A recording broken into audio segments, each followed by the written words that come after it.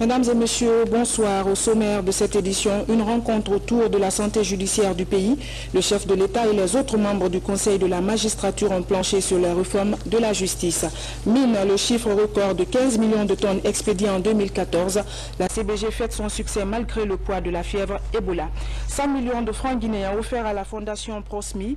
Ce don des villages d'enfants SOS vise à renforcer la stratégie de lutte contre Ebola. Mesdames et messieurs, bonsoir et bienvenue dans cette édition que nous ouvrons par le carnet d'audience du président de la République.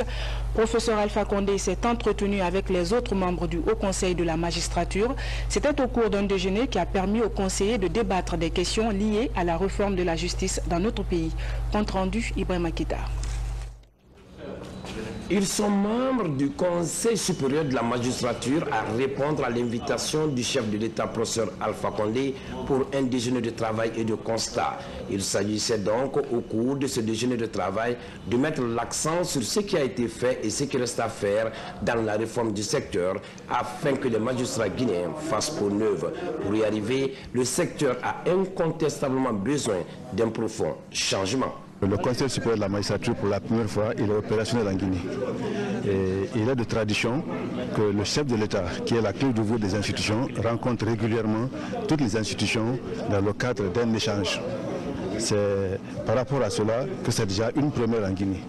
Donc, et nous espérons que cela va continuer parce que c'est une dynamique qui est installée et cela va dans le sens de l'assainissement de notre justice. On a échangé sur nos pathologies que tout le monde reconnaît, mais on a en même temps échangé sur le fait que nous sommes conscients qu'il faut que les choses là bougent, que les magistrats fassent peau neuve. Telle est la vision et la démarche du président de la République, professeur Alpha Condé, ce qui explique d'ailleurs cette invitation du premier magistrat de la Guinée. Ce repas a permis d'échanger, de parler des difficultés qu'on a dans la justice, de parler surtout de ce qui va advenir. Et ce qui est important aussi, c'est le regard du citoyen par rapport à la justice. Les réformes qui ont été engagées jusque-là vont dans ce sens-là. La démocratie, construire la démocratie, c'est rendre une justice responsable, une justice libre et surtout une justice égale pour tous les citoyens guinéens, quel que soit leur statut social.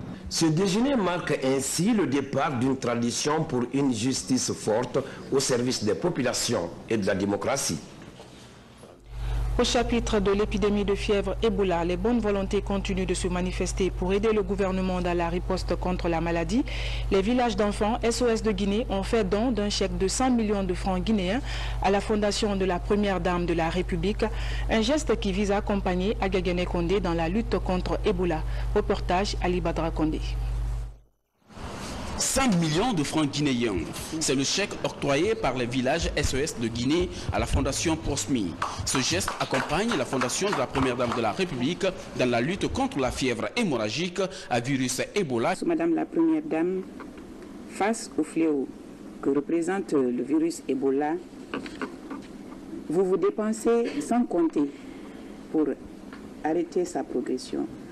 SOS Village d'enfants de Guinée tient à être à vos côtés, solidaires dans cette noble lutte pour la survie de notre pays. Le monde entier s'est déjà mobilisé pour nous venir en aide. Nous ne vaincrons Ebola que si nous sommes unis et décidés d'en finir avec cette terrible maladie qui tue sans compter, tout en compromettant notre développement économique et social dans un état de stigmatisation et d'isolement. Marraine des villages SOS d'enfants de Guinée, la Première Dame de la République appelle les populations à la solidarité pour vaincre définitivement le virus Ebola. Le respect des mesures d'hygiène et de la protection sont recommandés. La situation que nous sommes en train de vivre dans notre pays est sans précédent. Car Ebola, au-delà des décès provoqués, a presque paralysé nos activités socio-économiques. Nous saluons les efforts du gouvernement du professeur Alpha Condé, le président de la République, qui sont plus que jamais déterminés à briser la chaîne de contamination du virus Ebola. Récemment, en visite dans les villages SOS, Agagene Condé a procédé à la distribution des vivres ainsi que des kits d'hygiène. Les villages SOS Guinée regroupent plus de 400 enfants dans les centres de Conakry, Kankan et Zérékoré. Le projet de renforcement de la mobilisation sociale pour soutenir la prévention contre Ebola vient d'être lancé. Il est financé par l'USAID et exécuté sur le terrain par Child Fund pour améliorer le bien-être des enfants. Une nouvelle stratégie de communication qui devrait toucher 8 préfectures et plus de 400 villages. Les précisions de Abdoulaye Diallo. En ce début d'année 2015, les Guinéens et les partenaires veulent mettre fin à l'épidémie Ebola. Une épidémie qui, économiquement, a joué sur tous les secteurs de la vie nationale.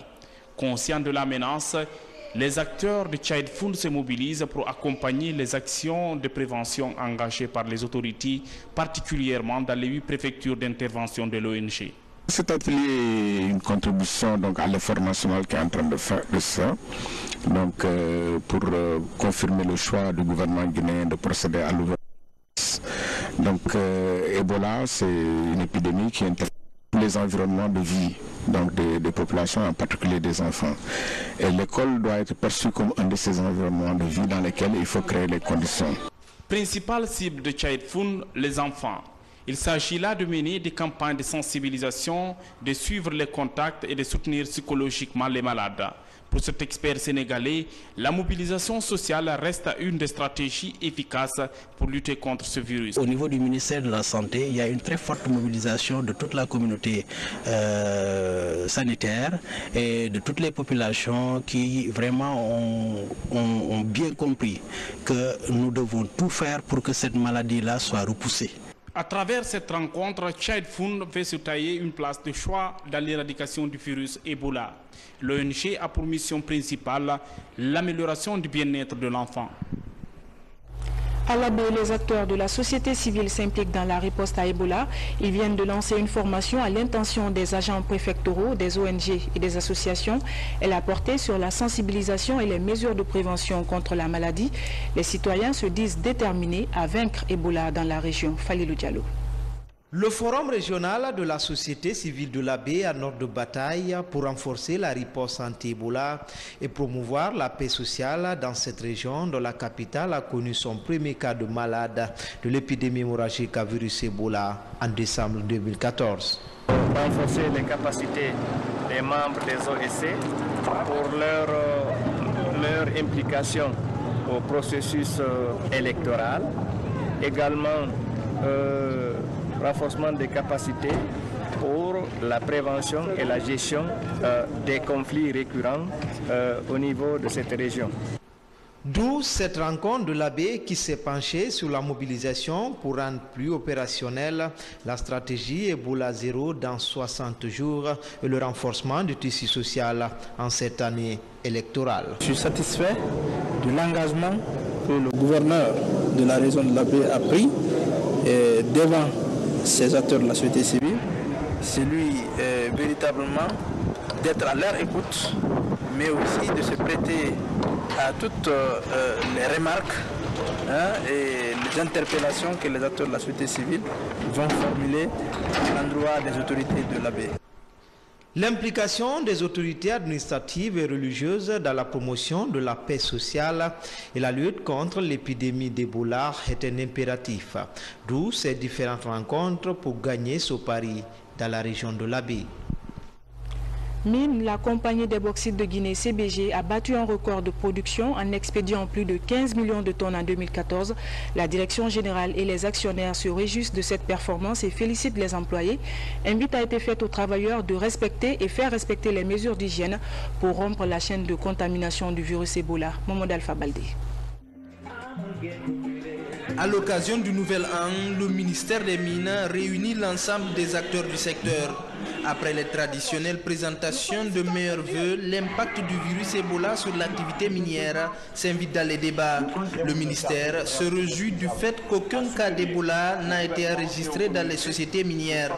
Mieux, certaines sont même allées au-delà de leurs prévisions en termes de production.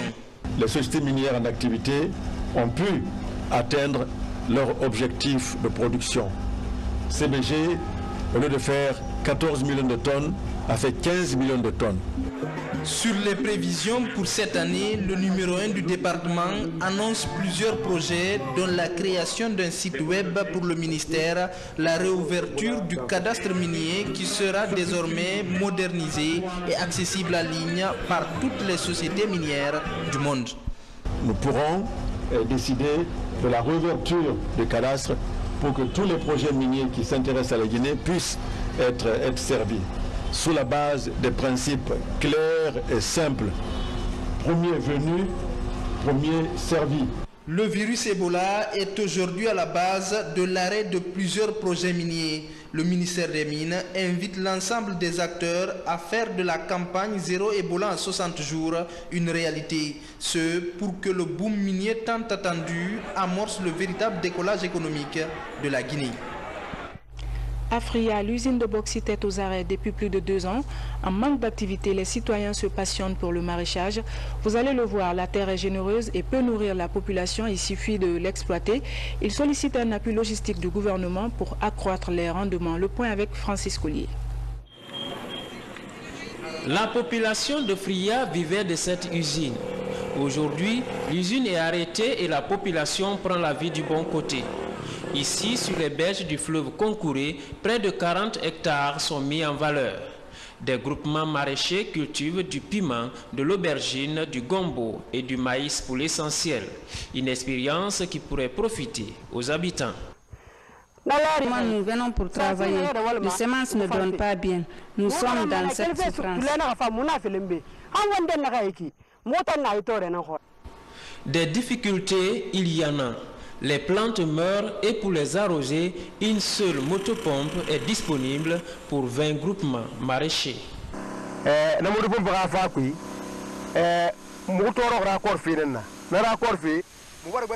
Quand la motopompe est venue, c'est le problème de raccord qui nous fatigue.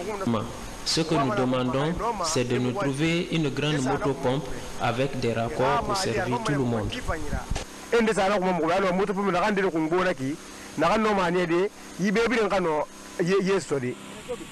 Fria peut bien devenir une zone de production de légumes.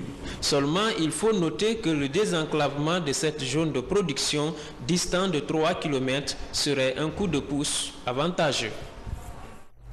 Au Fouta, l'appui du Centre de recherche agronomique de Bareng au monde rural est vivement salué par les organisations paysannes de la région. Elles l'ont fait savoir à l'occasion de la récente tournée que viennent d'effectuer les techniciens de ce centre dans les préfectures de Mamou, Pita, Labé et Koundara. Le point avec Nabi Kamara. Les techniciens du Centre de recherche agronomique de Bareng étaient partis à la rencontre des paysans de Mamou, Pita, Labé et Koundara, leurs partenaires de terrain auxquels ils ont pour mission de transmettre leurs connaissances techniques et scientifiques pour moderniser l'agriculture en Moyenne-Guinée.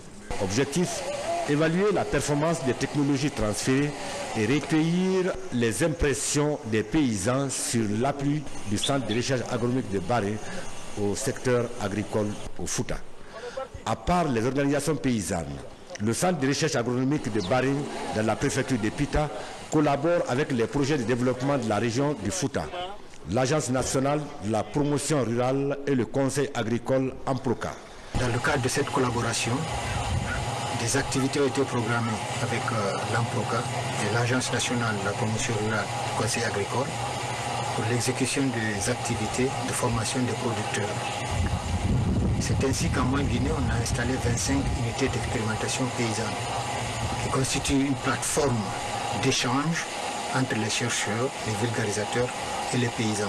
Ceci a aidé les paysans du Fouta à maîtriser l'utilisation des engrais et des produits phytosanitaires. Toute chose qui amène l'ensemble de ces paysans à solliciter davantage l'appui du Centre de recherche agronomique de Bareng afin d'augmenter la production et la productivité agricole au Fouta. Nous souhaitons que d'autres cultures fassent l'objet de recherches, d'analyses approfondies dans vos différents laboratoires et que les populations puissent bénéficier davantage. Et puis le Nimba d'or des meilleurs, c'est en ce moment même à la RTG Koloma. La cérémonie annuelle célèbre les meilleurs journalistes et techniciens de la station. À l'ouverture de la cérémonie, le directeur général Yamoussa Sidibé invite les journalistes à prendre part demain à Conakry à une marche de solidarité avec nos confrères de Charlie Hebdo, victimes d'attentats il y a quelques jours. Suivez un extrait. Demain, les journalistes de la RTG, aux côtés de ceux des autres organes de presse de notre pays, feront une marche du siège du CNC à l'ambassade de France pour rendre hommage à nos confrères de Charlie Hebdo, assassinés pour avoir revendiqué leur liberté de ton. Nous marcherons pour dire que des êtres humains ont été froidement abattus pour avoir voulu vivre et travailler à leur façon, pour avoir exprimé leur vision du monde. Nous allons marcher demain pour dire et crier « Nous sommes tous Charlie ». Et puis la maison d'édition L'Harmattan Guinée a présenté le livre intitulé « Les zones monétaires d'Afrique de l'Ouest ». Dr Manga Fodé Touré, directeur général de la BICIGI, est l'auteur de l'ouvrage. Il a fait une étude comparative des deux zones monétaires de l'Afrique de l'Ouest, à savoir l'UEMOA, qui regroupe 8 pays avec pour monnaie commune le franc CFA, et le projet de création de la ZMAO qui comporte 6 pays, dont la Guinée. Yaya Silla a parcouru quelques lignes pour nous. Le livre « Les zones monétaires d'Afrique de l'Ouest » de l'économiste écrivain Dr Manga Fodé Touré est la toute première publication de la maison d'édition L'Harmattan Guinée en cette année 2015.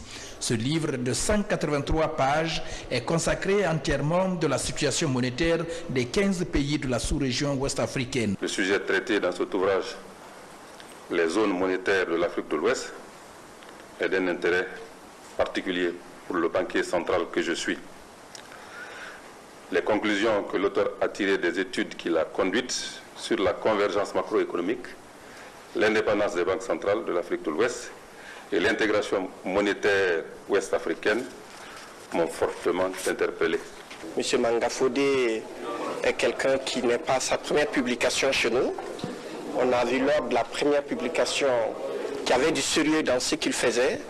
Quand il nous a envoyé ce second manuscrit, ce second projet, on a travaillé avec notre comité de lecture, on a trouvé que les idées qu'il défendait étaient de qualité, étaient utiles au pays, à la nation, donc nous nous sommes dit que vraiment l'Harmattan Guinée pouvait accompagner son projet.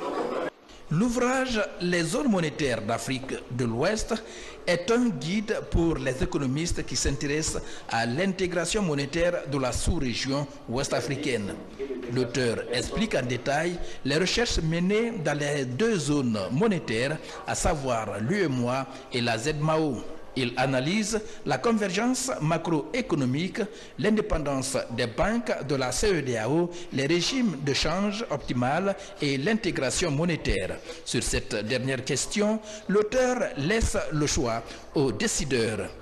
Bien sûr que c'est un sujet complexe. Comme vous connaissez notre environnement sous-régional, nous avons des pays francophones, lusophones, anglophones, et qui ne parlent donc pas même langage, mais surtout pas la même langue. Donc il est très difficile de fédérer ça ensemble, sortir quelque chose de potable. Ce livre est loin d'être parfait, que tous les spécialistes y apportent leur modeste contribution, mais c'est juste une réflexion qui pose les bases d'une analyse macroéconomique. J'allais même dire d'une économie positive, parce que ce qui est là-dedans, ce n'est pas la vérité, c'est une vérité. Dr Manga Fodé Touré est le directeur général de la Banque internationale pour le commerce et l'industrie en Guinée et l'auteur du livre « Monnaie, change et inflation en Guinée ». Aux États-Unis, la violence continue de faire des victimes. Cette fois-ci, le jeune Yamoussa Touré, c'est le jeune Yamoussa Sidibé qui a été froidement abattu. Âgé de 26 ans et fils du secrétaire général du ministère des Transports, le jeune Yamoussa avait déjà décroché son master en économie-finance. Il est marié et père d'un enfant. Après l'enterrement à Conakry, à Fagné, une localité de Forikaria, membres du gouvernement, amis, parents et alliés se sont fortement mobilisés pour rendre un ultime hommage à cet enfant du Moria. Le ministre de la Culture et du Patrimoine historique, Dr Ahmed Tidiane Cissé, est décédé ce mardi 6 janvier en France des suites d'une longue maladie. Une délégation conduite par le Premier ministre chef du gouvernement Mohamed Seyd Fofana s'est rendue dans sa famille pour présenter les condoléances. Reportage Ousmane Bangoura. Le Premier ministre Mohamed Saïd Fofana, accompagné des ministres de la République, s'est rendu dans la famille éplorée à Sangoya, dans la commune de Matoto. Au nom de l'ensemble de la famille, nous remercions très sincèrement le gouvernement, singulièrement le professeur Alpha Condé, et la famille salue hautement la présence de tout le gouvernement. Ça vaut plus que l'argent. Le chef du gouvernement, Mohamed Saïd Fofana, a, au nom du chef de l'État et l'équipe qui l'accompagne, saisi l'occasion pour présenter à la famille les condoléances du peuple de Guinée. Nous tenons au nom du président de la République, le professeur Alpha Condé, de l'ensemble du gouvernement et du peuple tout entier, à présenter les condoléances les plus attristées à la famille de notre frère Ahmed Tidiane Cissé, qui vient de rendre l'âme. La perte de ce frère est une grande perte qui a été ressentie par d'abord le président de la République lui-même. Tidiane Cissé n'était pas seulement qu'un ministre, il est un compagnon de lutte avec qui il a partagé les souffrances de la lutte pour le changement en Guinée, la création d'un mouvement politique, le RPG Arc-en-Ciel, qui a permis au chef de l'État de réaliser ses ambitions politiques pour ce pays. Et pour prier ensemble pour le repos de l'âme disparu. Ahmed Tidiane Cissé, que la mort vient d'arracher à notre affection, était un fidèle compagnon de son Excellence le professeur Alpha Condé, président de la République de Guinée. Ici, à Sangoya, dans la grande famille, c'est la consternation. Les prières ont été dites pour le repos de l'âme de l'illustre disparu. Et puis je communiquais avant de refermer cette édition. Les associations de presse de Guinée portent à la connaissance de l'ensemble des médias évoluant sur le territoire national, les organisations de défense des droits humains et tous les citoyens de toute nationalité épris de liberté qu'elles organisent ce dimanche 11 janvier 2015 une marche silencieuse en la mémoire des victimes de l'attentat perpétré contre le journal Charlie Hebdo à Paris. Cette marche silencieuse de la presse guinéenne se déroulera simultanément avec la marche républicaine en France. En Guinée, le départ est prévu à 13h30 au siège du Conseil national de la communication et s'achèvera devant l'ambassade de France en Guinée. À cette occasion, nous sollicitons votre adhésion et votre participation dans le but de donner un éclat particulier à cet événement. C'est l'encre qui doit parler, pas le sang. Vive la liberté de la presse, que justice soit faite.